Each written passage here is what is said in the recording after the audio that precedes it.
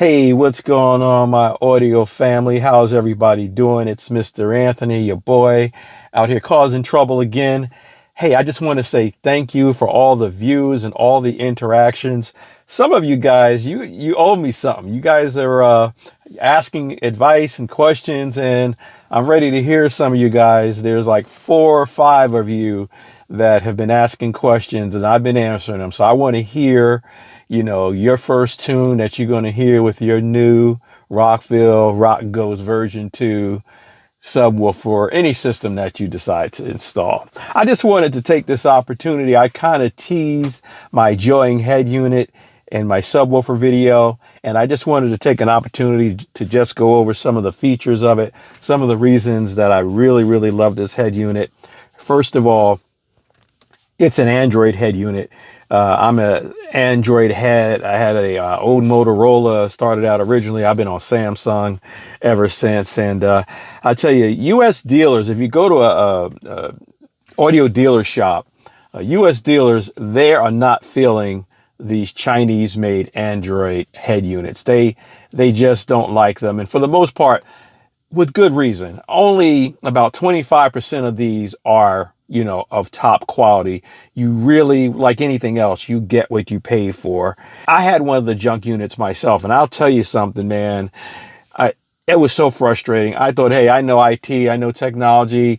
Some of the bad reviews that people had, I thought, maybe, they don't know how to use it, blah, blah, blah. But there's some junk out there. I'll give you some prime examples.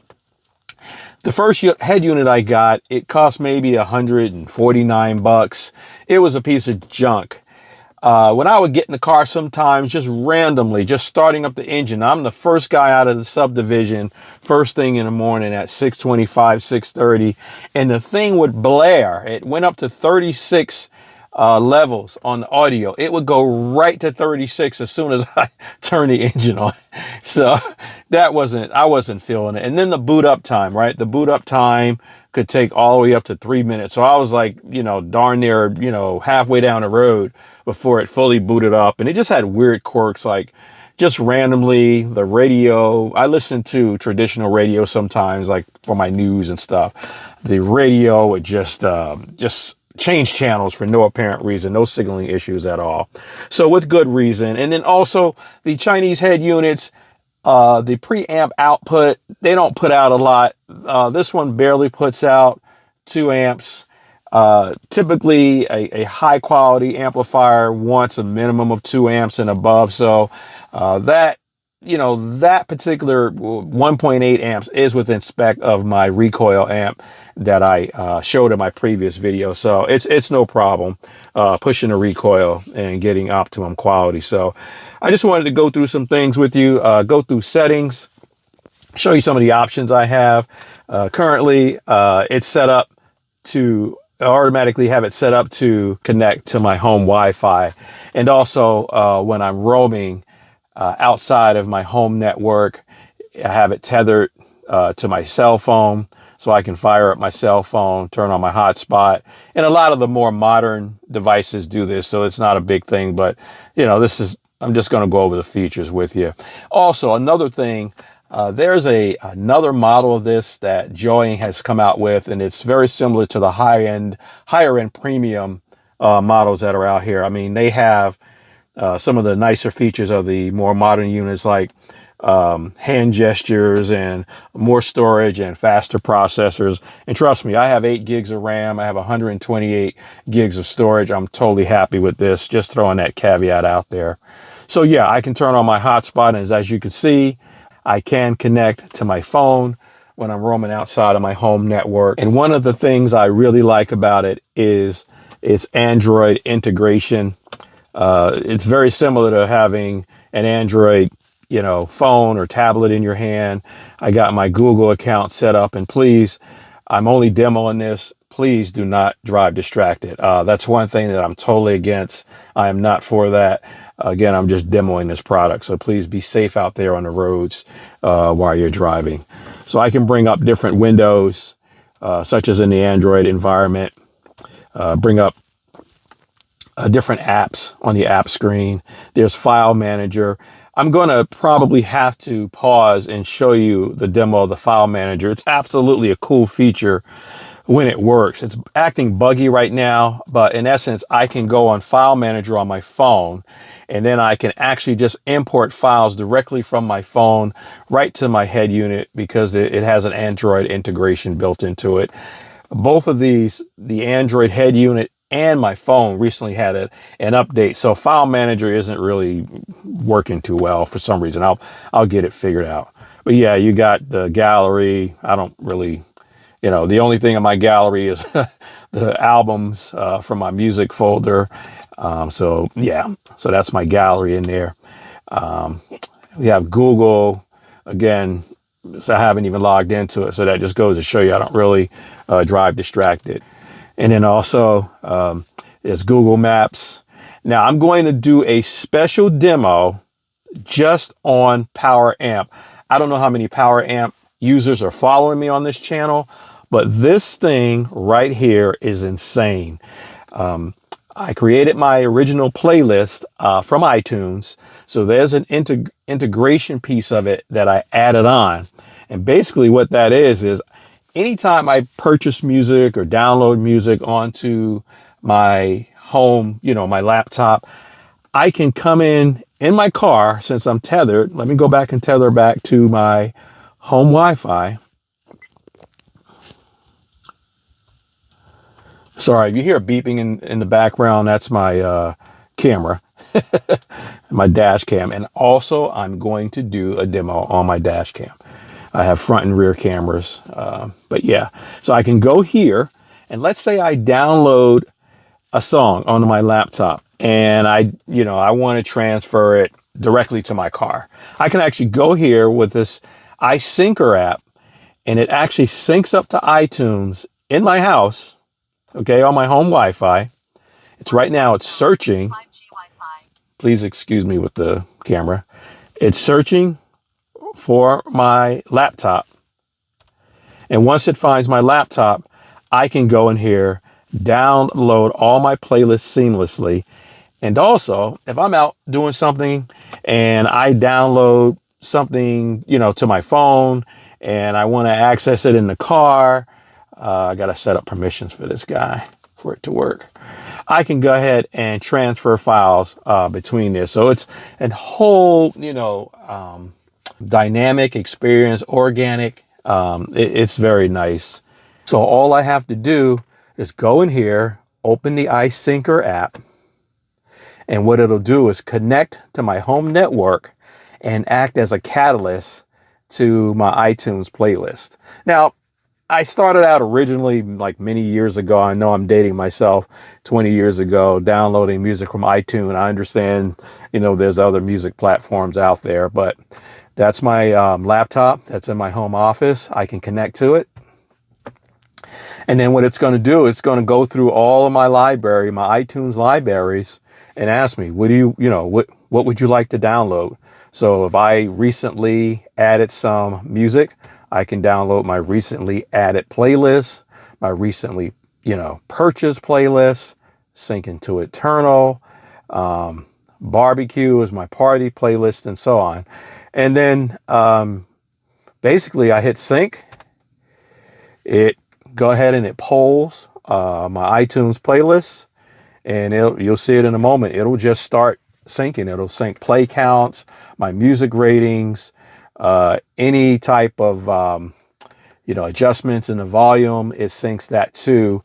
And then also within the Power Amp app that I mentioned earlier, there are a lot of features. As a matter of fact, I could probably spend an hour just going over the different features in Power Amp. I don't know what happened there, but you guys get the gist of it. So, and with all Android products, we have access to the Play Store. So I zip by it. So, I can download anything from the Play Store. Let me try to think of something. Amazon, maybe Amazon Music. Okay.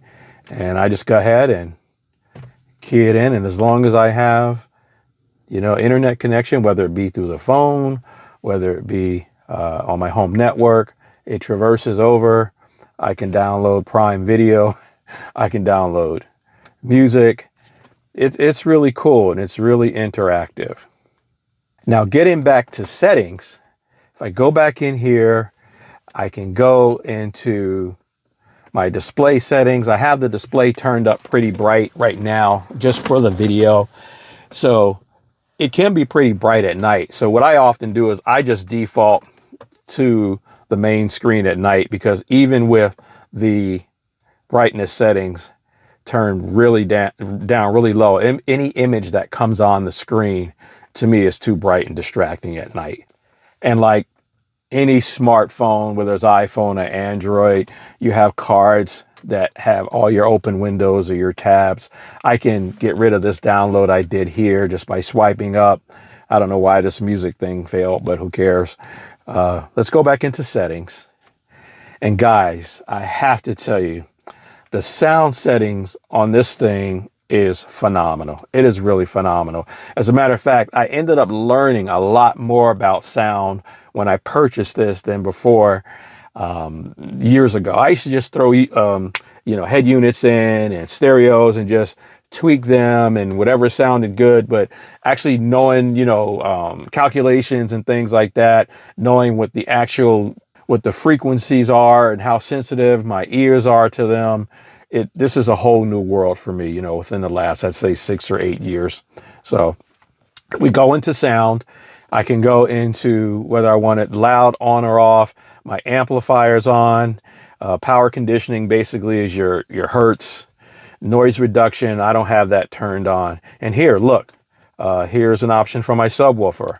One commenter asked me about how I set my frequency levels for my sub. And I mentioned that, hey, my high pass filter for my subwoofer, my high pass cutoff is 80 hertz. That's the highest, or the highest level of bass beats I want to go from my head unit to my sub in the back. I want 80 hertz and below to just go to the subwoofer. I don't want anything 80 hertz or below going to my doors. Also, I set my very lowest low pass filter to 20 hertz, because basically anything below 20 hertz is inaudible. Your amplifier and your speaker is just leaving that performance on the table because we can't really hear it and appreciate it. I got the subwoofer volume turned all the way up to 10, and that's basically because the subwoofer is right at where it should be, like it's 200 watts RMS. If I went for a higher end like JBL or Sherwin Vega, that's 600 RMS, I probably wouldn't have this halfway, and I do understand and appreciate that. So I told you a little fib a few moments ago, and I'll show you what I'm talking about in a few minutes. So then I click off of that, and then here, my equalizer. This is a 16 band equalizer. The lowest frequency is 30 hertz. The highest is 16,000 hertz. This is how I like my music set up. I have really, really high-end tweeters in here. And actually these high settings, as far as the tinniness, are even high for me. I mean, this is like, the tweeters are high. So again, this is 80 hertz. So this is my bass. So my bass is, these 3 channels are going to go into my sub, and everything to the right is going to go to my front door and deck speakers. Again, a caveat. I'm kind of embellishing there, and you'll see that in a moment. So here it's just like any other fade, front and rear, left and right. Now this is my digital signal processor. I absolutely love this thing. It's the first time I've actually had one. And what this does is I can actually tweak the response time of when the sound reaches my ears as the driver of the vehicle. I can tweak it to my personal specifications. So when you don't have a digital signal processor, everything's just kind of like coming out of all 4 speakers, full blast. But what I can do with this feature is tweak it so that I get the most enhanced, richest Sound quality, there's no delay. It sounds like basically within the cabin of the car, I'm actually wearing like high-end earbuds or headphones. It really sounds good. And I can actually set the horns in the rear, the sound pressure level of the horns, all the way from a negative 10 dB all the way up to a positive 10 dB. And I got it set right now, right at 0, right in between. It's a nice mix, as you heard when I did my subwoofer reveal. It's a nice mix, a nice blend. I really like that. And then here's my bass enhancement. So I can go in here and customize how deep and rich my sub I want my subs to be. I got it set to less than or 214 hertz. It really should be at 60. I think there's an 80. Yeah, here's 686 in here because again, I want my my low pass filter to be at 80. So this is just a little less than 80. So I don't know. I must have been playing around with that. I don't remember changing that. So, and then here's my bass filters. Here's where I was elaborating about my front stage and how I don't want to send that anything below 80 to the front stage. So right now I have the front stage set to accept 65 hertz. And the only reason I did that was these speakers are underrated. They're 65 watts a channel, I think 65 or 75. And my recoil amplifier that's powering my front stage, my door and deck speakers, it's 125 watts. So these speakers basically can handle, the specs say down to 40. So I kind of tweak it where they can take a little bit, a little bit less than 80, but not quite 40 hertz. So they can take a little bit of the bass. So let's go back to the settings. All right, so we did subwoofer. We did, there's a volume compensation when you're moving, when you're driving. I have that turned off. They don't have that down too well. It's pretty annoying the way they have it set up. General settings. You have to forgive me because a lot of the Chinese way of doing things is not how we do things traditionally in America. We can go ahead and set the reverse camera. Ignore all these. You can set the reverse volume to turn down. I don't know. That's a Chinese thing. I have it set as high as it'll go. It's set to 20. I don't know. Maybe that's a safety feature they have over in China somewhere.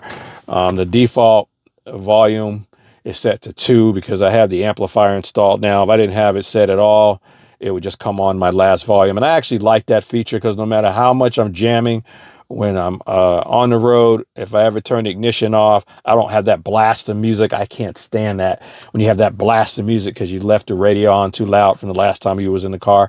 So I have that set at 2. So no matter how loud it is, it comes back on at the very lowest. And then this is the volume mixing. This is like the mix between how loud, you want the apps to interact with each other, such as if I have maps going, I can have maps talk over or the same sound level as, the music player, that kind of thing. Lantern settings are the lights and all the bells and whistles. I don't mess with any of that stuff. Steering wheel control for JOYING to Toyota Camry.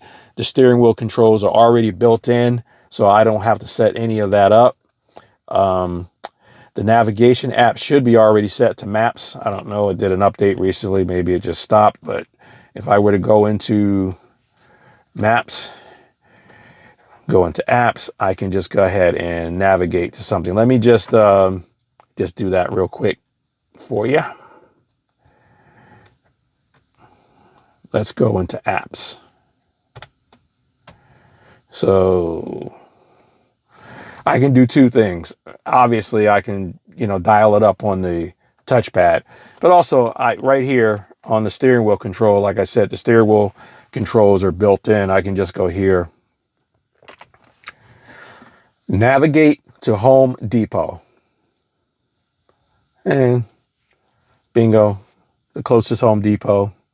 It'll just route me there. And then I have some of these places, stored in my favorites and stuff like that. So, yeah, that's that. And where were we? We were at settings. Excuse me, guys. Okay, and okay, general. Factory is it's a Chinese thing where they give it a special code to go into, I guess, deep features and stuff like that. I have everything set up. My car comes up with the Camry logo whenever it's powered off. I can set up the reverse cam. For some reason, the rear cam, which actually is integrated, by the way, you don't have to do any extra wiring to get your factory installed reverse camera working. For some reason, JOYING, I don't know, the camera, if you have a color camera, it comes in black and white. I don't know. And they say it's 1080p, but you cannot get a 1080p signal out of a wire. So they're kind of, you know, upscaling 720 and you can't get 1080. You know, it's a backup camera. And their front-facing camera, I think they sell the higher end cameras, you know, where you can wire them through fiber and all that stuff, but I don't need all that crazy stuff. Brake wire stuff, noise can. I don't use any of these features. So, and yeah, 360s. You can put a 360 camera in these guys, you know, for, you know, 360 vision. I don't have any need for that. I do have a, I'll call it aftermarket. I do have an aftermarket front and, oh, I did say that already. So I do have an aftermarket front and rear dash camera. I have the rear mounted under the wing, the back spoiler, trunk area, and the front is actually up here, just behind my mirror. So here's my Android, my Google user settings, my account information and stuff like that. So, you know, and yeah, that's me and my son kind of hanging out there. I have to come up with a, I have to come up with another name. Because right now I'm using my actual name, so I might come up with something like, I don't know, something DIY. Maybe you guys could put something in the comments and hit me up with what you think I should call it. So, and there's different little quirky things, like I can set this up to have the AC power come on the screen when it pops up. It doesn't function at all. It just pops up on the screen telling you your AC is on heat or air conditioning, but you can't press it and do anything. These units also come with optional OBD sensors, tire pressure monitors. The onboard stuff works for me. If you're into all of that stuff, you can get it. System information, date and time, and so on. So, all right, guys. Well, I just wanted to take a few moments and just show you this and just go through it with you. And next up, I'll probably go into a deep dive on this app called Power Amp. Jay-Z on here. I tell you, I am in love with this thing. I mean, here. So what let me go back real quick before I step aside. So when I do that download from iTunes to my car, it doesn't automatically populate into here. This actually syncs on intervals. So if I download something that's really hot and I want to hear it at the moment, I have to go in here into the Power Amp settings, and then go to my library. And basically I have Power Amp set to sync on every single song, album, artwork, anything in here. I hit this rescan button after I've downloaded the content, and it'll go through all of my files and folders in the head unit, find all my music, and then I could come out and I'll give you an example. Matter of fact, I'll give you a great example. You guys remember the song, I wasn't going to play it. I'm going to play it now. The song that I demoed when I did the subwoofer reveal. So it should be in here. So I can't help myself. So let's go in here. All right. And this is the name of it. All right. So here's that song. I cheated. All right. So I'm just going to run it for a sec. It has no artwork. So let me see. There it is. All right. Oh, this is the whole album. I'm just gonna play, since it's copyright free. No artwork.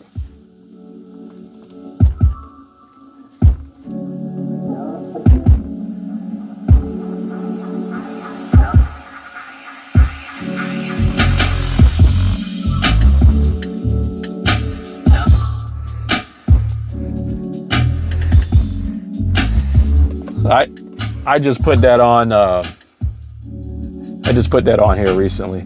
I touched the screen, so. So I'm going to go into all the features of this thing later. But all right, guys. Hey, again, thanks for all the love. Thanks for all the interactions. I really appreciate it.